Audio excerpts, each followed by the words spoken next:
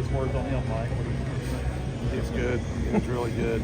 But it was a well-pitched game all the way around. I thought, we pitched the crap out of it, and they don't sit there with the box score and go, oh my God, we both struck out 11, both only walked one.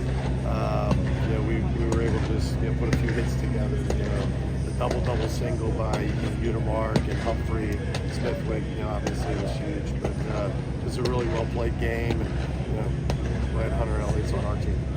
Hunter's pickoff move feels like that's kind of been an element that he's done even better with this year. How's that helped him? No, well, terrific. And some big outs getting off the field.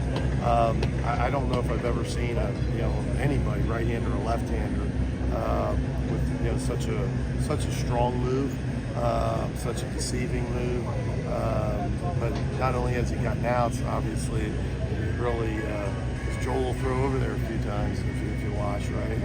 It's really, kind of nullifies a lot of the running game, so it's been big for him. How do you feel about Isaac's role as a leader for the outfield corps? What do you just think about Humphrey? Offensively? Yeah, Humphrey, yeah.